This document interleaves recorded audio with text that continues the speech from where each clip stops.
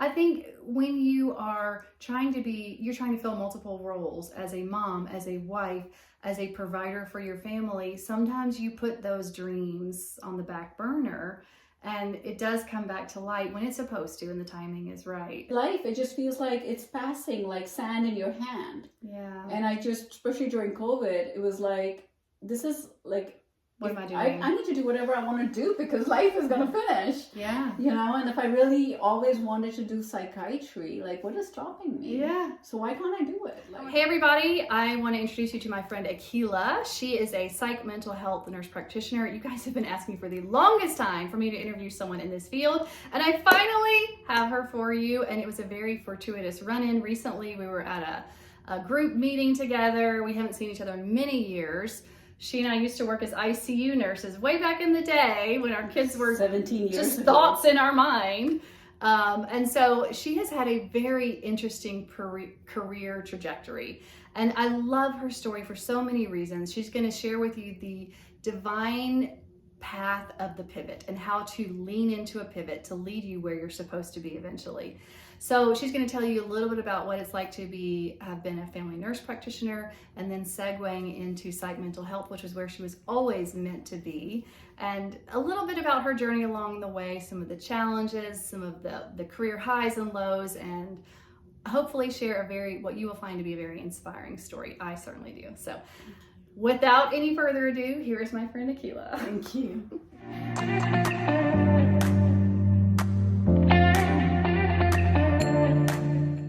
Okay, Akeela, if you wouldn't mind, just kind of give the audience a little bit of a snapshot about your career trajectory, how you started out in healthcare and when you pivoted. Okay, so I've been in healthcare now for over 20 years. I started off with getting my undergrad from University of Virginia. Mm-hmm. I graduated in 2004. Graduated with distinction. Was really wanting to be the best RN I could be.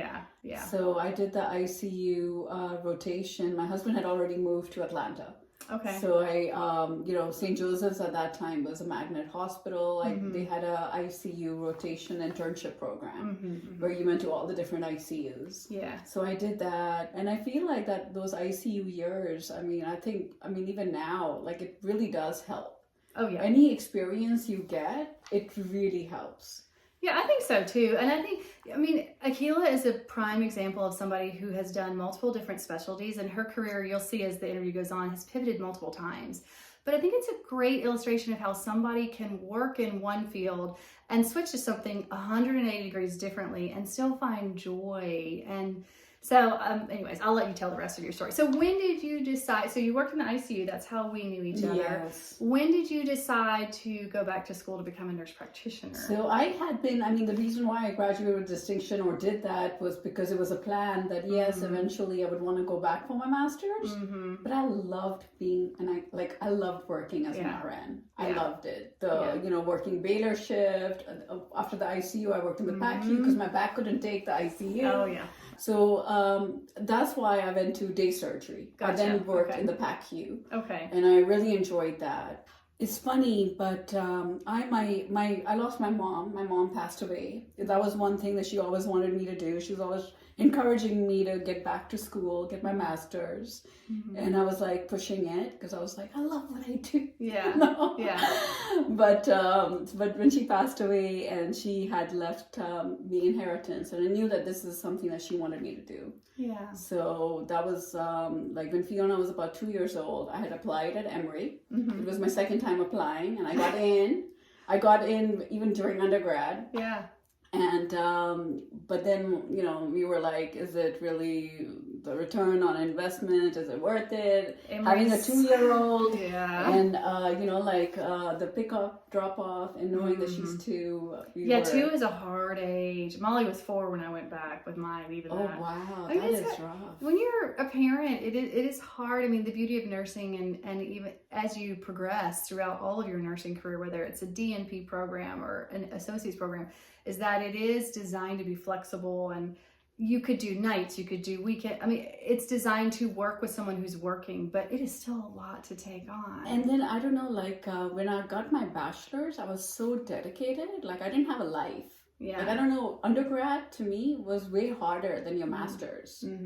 Like, it was like, I mean, you know, like the night before you had to do the whole prep for your patient, and you had to show up at the hospital at like 6 o'clock in the morning, work all day, then have your soap note ready within 24 hours. I mean, so like when I thought of going back to school, I was like, that is the picture that was in my mind. Right. You know, and I was like, yeah. So anyway, when she was 2, I was like, okay, no, maybe not the right time. Yeah. And then I got physically sick. Oh. And it just kind of reminded me that, hey, this was something I wanted to do. Yeah. Yeah, you're still a person. You're more than just mom. Yeah, and then you realize that, hey, this is something that was on my plate that I wanted to do or achieve. And it's also sometimes when you are down and things are not working your way, you want to see whether you have the bandwidth to overcome that difficulty. To challenge yourself. And like, can I do this? So I applied again, 3rd time application, and this time I got in again. But this was the 3rd time I got in Emory. They were like, is she for real? Is she actually going to come to school here? Yeah, so this time I was like, if I don't go, that door is going to shut down. Emory's not going to accept me in the future. You know? So. I think you and I have had sort of a similar trajectory. My mom died as well long ago, but same thing. She was a nurse and always wanted me to go back to school and be a nurse practitioner. So we hear their voice. Yes, absolutely. Absolutely. And there's a reason for it, for sure. But I think when you are you're trying to fill multiple roles as a mom, as a wife, as a provider for your family, sometimes you put those dreams on the back burner. And it does come back to light when it's supposed to, and the timing is right.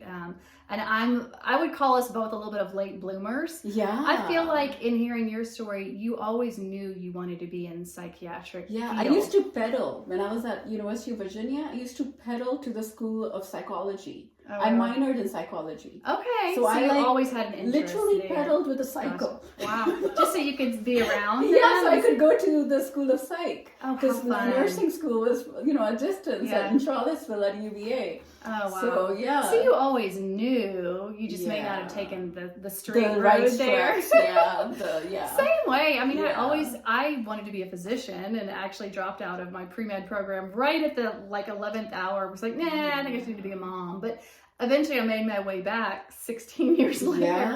But I think what I really want to share that is so insightful from your story is that your path doesn't have to be a straight trajectory from A to B. And you can absolutely be a late bloomer and still find where you're meant to be when the timing is right for you.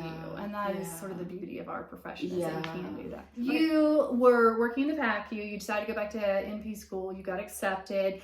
How did you land on the FNP track? Back then, with family practice, you could work in psychiatry as an FNP. So I remember I interviewed, and Emory didn't have a psych program.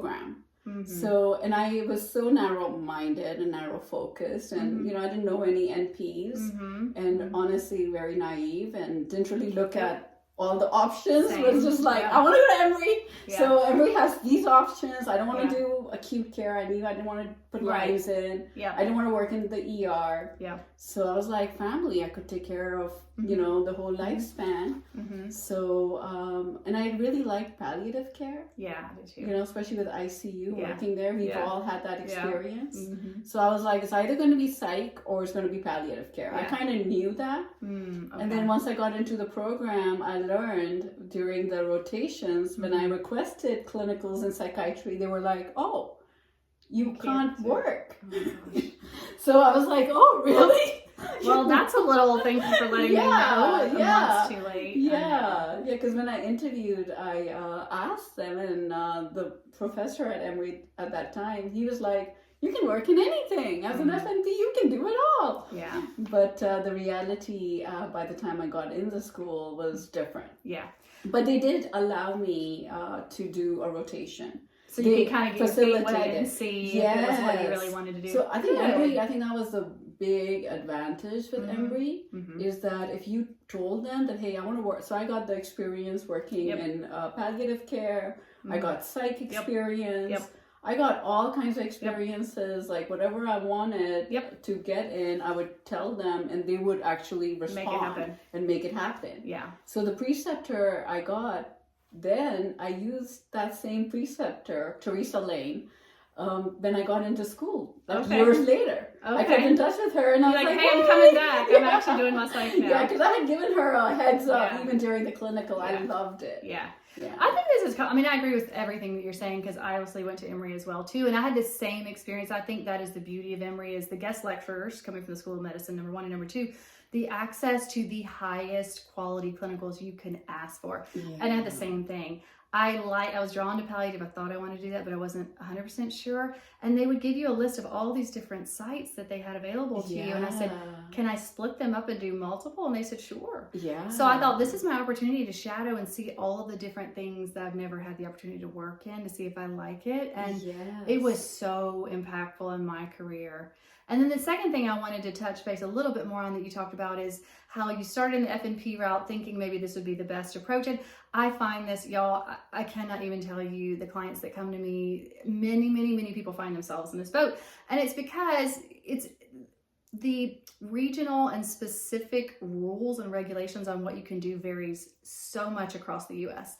If you're in South Dakota as an FNP, you can work inpatient, you can do acute care, so it depends on where you're at and if they've adopted the LACE consensus model and all of these other factors in place. So it's hard sometimes to narrow, and if you're in these NP groups or even the schools will tell you, the family practice is the most broad, you can do this, and you may be able to do it, you absolutely may, where you're at, and then you move and you can't do it where you go. So it's not always tried and true, and sometimes it's very hard to select your focus because you worry about excluding other opportunities, but ultimately you just have to pick something and go with it.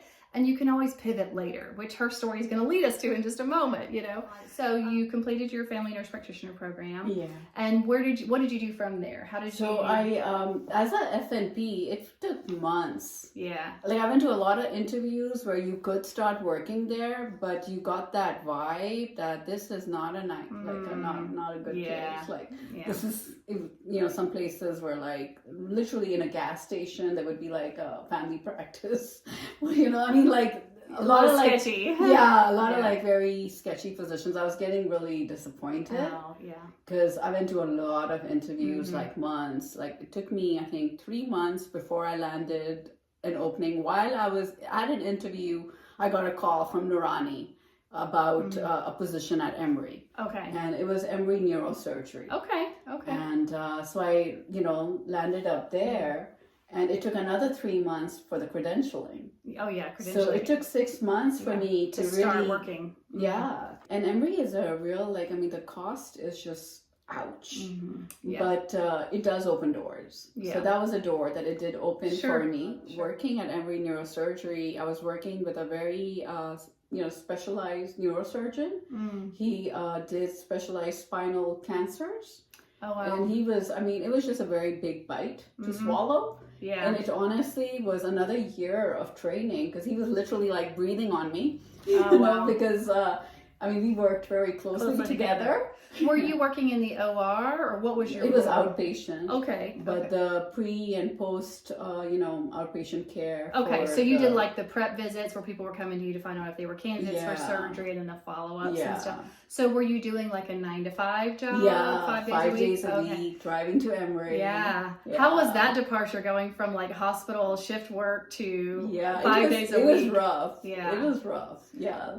You started at 7 a.m. Like I had to be there at 7. Oh yeah, with traffic too. Yeah. I got like my little Prius so that I could get the green. Yeah. Zip down in the rain. Yeah, for sure. Yeah, but that was an experience. That was tough. Yeah. That was tough. I think it's, I see the appeal of like having a regular schedule and being home for dinner and this kind of thing, if that is the reality of where it is, sometimes I think, and it's so different between all outpatient jobs. Some outpatient jobs, you have a census of patients. When you're done, you go home. With some, you have a loaded up schedule, and then you've got your portal and your in basket and your follow-ups. And so an 8-hour day turns into a 10 or 12-hour day even. But I realized there that I really wanted a full, before specializing, I wanted to work in family practice. I felt like I took too big of a went too narrow. Yeah. And it was like, I need to kind of work in family practice. So then I ended up at Minute Clinic. Okay. Okay. And a minute clinic is a great place. I think Okay. as a FNP, you learn a lot. You Yeah. follow the guidelines. They review every chart.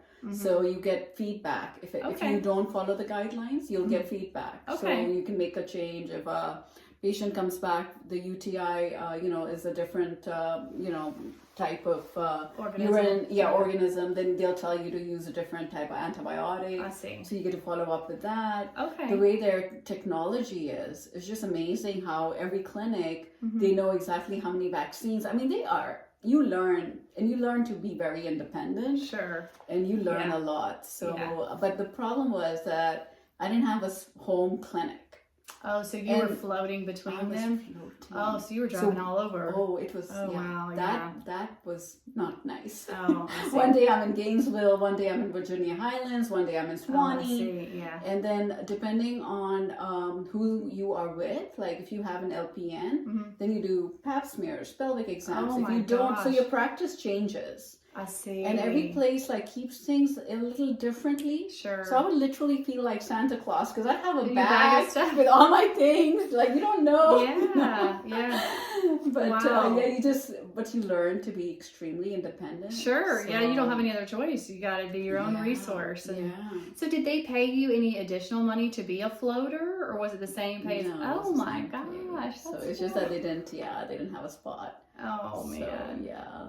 So how long did you do that for? Like just a year, like Because you burned out just a little bit fast. over a year, because Yeah. that's when I was like, so during that time, COVID hit, mental health issues became very prominent, and somebody in my family had an experience with mental health illness, Yeah.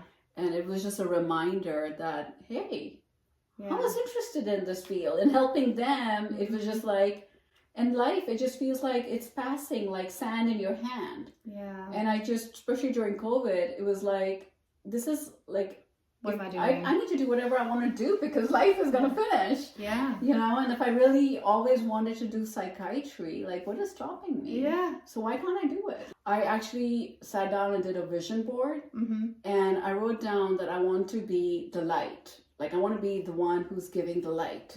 And January 1st, I started working in the ECT department, Yeah. literally giving light. Yeah.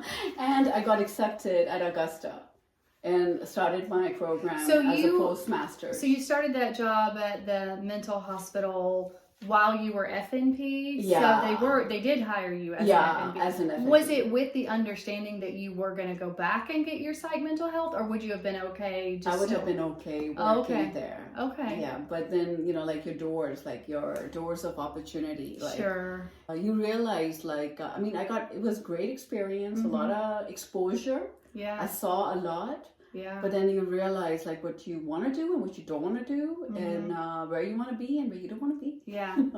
So when you walked in, the first time you walked into that job doing the ECT, was it sort of this like, okay, I found my place, like I'm home now? I loved it. I did a lot of things that were not required for the job.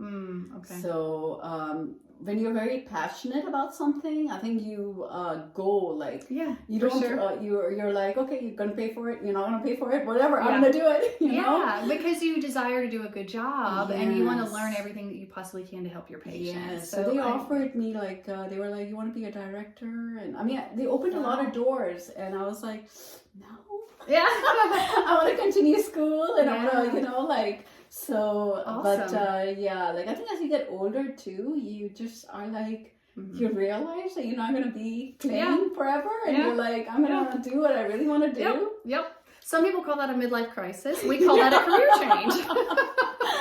Yeah. I get that for sure. And I definitely am I graduated NP school and I turned 40 like the next month. I mean, it was... Oh, wow. Yeah, that's very similar to me. Yeah. It was a year later. Yeah. But she's right. I mean, I think really and truly becoming a nurse practitioner, you have to narrow so much.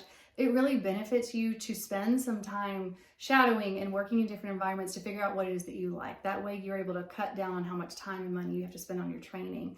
But you can always pivot. If you get into it and you decide you want to do it, you can do a postmaster certification. They don't, like, how long did your Augusta program take you? Maybe 2 semesters? Yeah. It was 3 semesters. It included the summer. Okay. But But you were able to do that and maintain your Work. full-time job. No, I was studying full time and working part time. Okay. But yeah, Okay. sometimes it was full time hours. Yeah. But Yeah. yeah. So tell me about the program there at Augusta then. Did you find that they prepared you well? Did you already Yes. you probably already came with a wealth of knowledge. You just had to kind of like hone it a little bit so that it was more psychiatric focused? But the faculty at Augusta University, they are just like, they would message me, they would text me, they Oh, would that's awesome. like, the experience there was amazing. Mm-hmm. But there was a grant that they wouldn't give me the grant money, Mm-hmm. but there was a grant program. Okay. And it was working with the psychiatrists at Augusta University, Mm-hmm. and the residents and the fellows Mm-hmm. and people who were getting their doctorate got a grant. Okay. But it was really good experience. Yeah. But I had to drive to Macon. Yeah, I believe I it. don't know why, but during, like, every time I go back to school, like, they make you drive like Yeah. crazy. Like, I drove so much. I'm sure. Every program I did, I You know. drove so much. Mm-hmm. But I ended up going to Macon to do my clinicals. Mm-hmm. And it was a really good experience. Mhm. But some days it would be like I'd be in the car like 4 hours Yeah. one way. Yeah. So, like, it was, that was a challenge. Yeah. And for I sure. think growth is painful. Mm-hmm. You're going to be really, like, you really want to, Mm-hmm. you really have to want it Yeah. to get it, you know? Yeah, if it was easy, everyone would do it. Yeah, right? so then I contacted my preceptor from Emory that I had started off with, Mhm. and I was like, hey. Can I come do some hours with you, please? I'm ready now. Yes, I called Teresa Lane, and she was very Awesome. nice, and she Yeah. worked with me, and Okay. so I did that one semester, and Mm-hmm. from then on, I worked with like an outpatient Mm-hmm. community service. It was a very good experience, Yeah. you know. Okay. And so I did get like a variety of experiences. So it all actually was the Worked best out. thing. Yeah. Yeah. Yeah, it's just difficult when you're doing it. So Yeah. you finished that program, and then tell me how you acquired your first mental health job. Are you a new or perhaps an experienced NP looking for your next NP job, and you are sick and tired of submitting your resume off into the great beyond and having no clue where it's going? Or going to interviews, struggling your way through them, feeling super awkward, and leaving feeling very deflated? Imagine yourself sitting in the driver's seat, finally negotiating your dream job contract with confidence. This kind of power in negotiation comes from possessing leverage, and you obtain this when you have the employer so sold on your skills and talents that no other nurse practitioner will do. I can help you gain this type of leverage by teaching you how to illustrate your value proposition via the formal interview. You just got to stand out from the crowd. And there's hope. Interviewing is not some special talent that only the chosen few possess. This is an easily learned skill set. It starts with identifying weaknesses, preparing responses and questions, and practicing. I help new and experienced NPs land their dream job by teaching them expert-level interview skills via a digital course and strategizing a unique approach via mock interviews. The investment of time, effort, and a little bit of money will reap dividends for years to come. It is a competitive market, no doubt, but saturation is not the right word. There is a place for you, my friend. If you have further interest in this, please go check out my website at brienp.com. And as always, thanks so much for supporting this channel and watching these videos.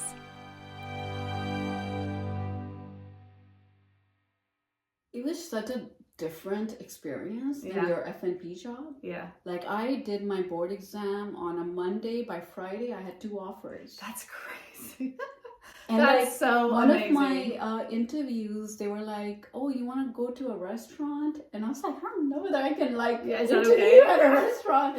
So they were like, "You want us to order you smoothies?" And I was like, "Yeah, I'll do a Okay, smoothie." sure. But it was such a different experience Yeah. and a really good experience. Yeah. I mean, and like, I guess like even the board exam, it was just so much easier than family practice. Really? Honestly, like, I feel like family practice is really hard. Well, it is. I mean, It's particularly everything. primary care, you Yeah. cover every Like from single vaccines yes. to HIV Yeah. to, I mean, everything. Mm-hmm. It's a lot. So, yeah. It's a lot. Any of those internal medicine specialties, whether you're in the hospital as a hospitalist, outpatient as primary care, it's a lot of stuff. I mean, I think the way you've done it, the foundation you've built of skill sets is beautiful. Thank God. But yeah, it's a lot of work. Yeah. Working in psychiatry, I really do love it. Yeah. Like, I love it. So what do you do currently? So I work outpatient psychiatry with children 6 to 65-year-old patients. All ages. Yes. Yeah. I'm certified across the lifespan. Okay. But because of the physician I work with, my cutoff right now is 65. Sure. If I were to work with a different physician, it would be different. Okay. Well, and I would think geriatrics is sort of a different, you're now broaching into more of the dementia and delirium aspect of things. Exactly. Okay. I've never really thought, I mean, I have no desire to do psychiatric, but I respect the world out of people who want to do that because I think it truly is a very hard profession and a calling. In thinking about like some of the things you're telling me about subspecializing with psychiatry, I hadn't really thought about it. I mean, I've thought about it from the perspective I hear some people who specialize in like mood disorders, or some people who specialize in kind of what I would call maybe more advanced diseases like schizophrenia and maybe bipolar. But I haven't really thought about people specializing in age specific ranges within that, because they would face different sets of problems most likely. So very interesting. So tell me what you dislike about psychiatry. You have to listen to your patient, and what I don't dislike that part. But the part is that the first time you see a patient, you shouldn't come, in my opinion, I shouldn't come up with a diagnosis because it takes them time to build that trust. Sure. So I have a pet peeve, like I always ask questions for, bipolar disorder. But someone who's seeing you for the first time, how comfortable are they going to be telling you that they hear voices? Yeah. Or they see shadows, So I feel like you shouldn't, jump to a conclusion. Yeah. So it takes time to establish your assessment. And your so diagnosis. Even if the patient tells me that, like they meet the criteria for a certain thing, I'll document it, but I'll tell them I'm going to ask you again on the next few visits. Okay. So that's something that I don't like because their story can change. And if they don't tell me, then I will never know. Yeah. So my treatment will change because of what they tell me. I'm not I can't read their mind. No, you can't. No, and that takes time. Yeah. And a lot of times, it takes them time to open up and tell you. I see. And the treatment for depression is very different than the treatment for a bipolar disorder. Sure. So it's like the diagnosis, the neurochemistry of the brain is different. I see. So that's the bad part. That you don't really know what you don't know. I could see that. And so it sounds like you have a lot of repeat business. So from what I'm hearing, there's a difference between a like primary or psych mental health NP and what you do versus like counseling, which is a little different, right? Yeah. So, but you do have repeat patients who come to you and see you on a regular basis. And I do always do some counseling because the chemistry of our brain is fluid, right? So I feel like that therapy is extremely important because the medication is not going to make you look at the glass half full. Sure. You are going to make you look at the glass half full, and that takes time. And I see. So I always do some kind of psychotherapy. I always do therapy. Okay. And therapy doesn't have side effects, right? It doesn't go through your organs. Right. True. So a lot of times patients will come to me, and I will, especially for children, I'm not going to jump to a medication right away. Because it's like, hey, have you done therapy? Like for anxiety, first line treatment is therapy. Yeah. So let's try those things instead of, doing things with black box warnings. Sure. Because I do feel like we are a little bit of a society, and I think this is shifting maybe a little bit recently since COVID, but in general in America, we're still very much a magic pill society. I have a problem, give me a pill and let's fix it. But there's sort of this new emerging like subspecialty in psychiatry, like integrative psychiatry. I'm sure you are very, and doing things a little bit more holistically.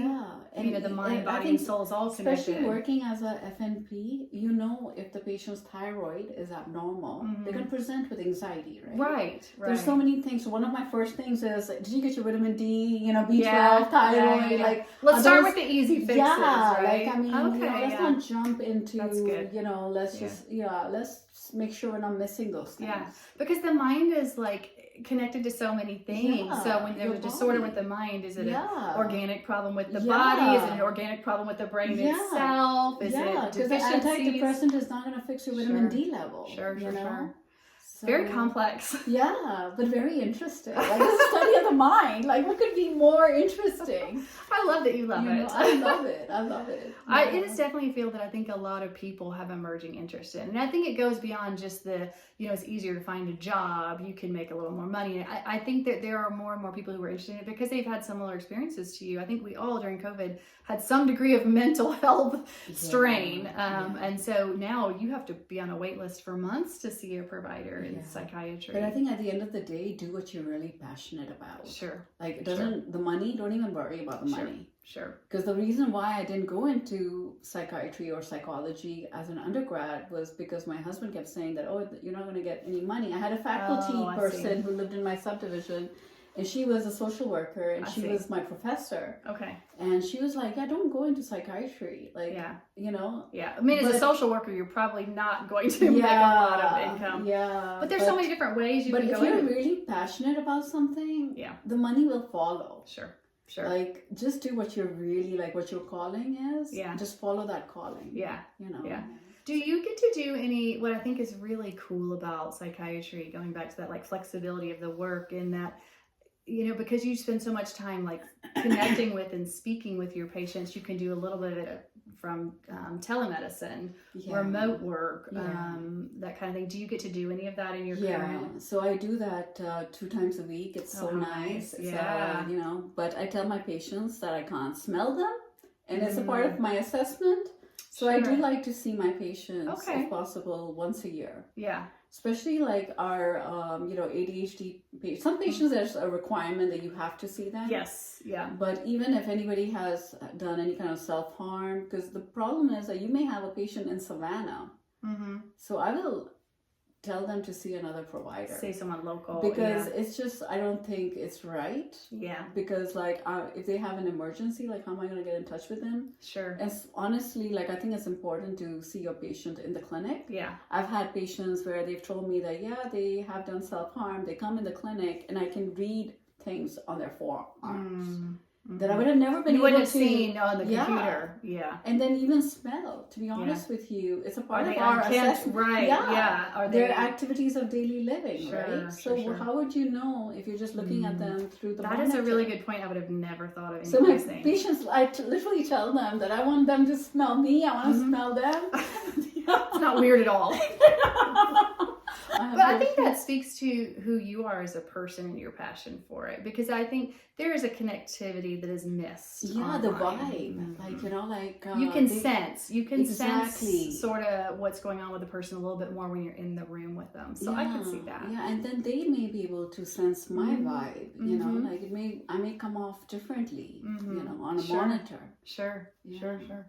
There are a lot of people who are interested in or starting their own practices with psych mental health. And I think that certainly is one of the professions as an NP that probably lends itself well to that. Have you ever considered that kind of thing? No, I've never been into business. Like I'm like, like I mentioned, my parents were in business, and I was like, it was a conscious decision that not to do that. Like I'm not into math. I'm like, I just want to take care of my feet. Yeah. And I think it comes back to your foundation, and I guess wanting to be an ICU nurse where you are focusing on your patient. And I don't want to like. You don't worry about the business side of things. Yeah, just like your W-2, the benefits. Yeah. I think there's a lot of people who. Yeah. I mean, it all depends on your work-life balance too, and I know when you own your own business, you carry it with you at all times. So I can certainly see but what stage you're at, like what is your situation again with your child, like what is your situation, but right now there's zero interest in that.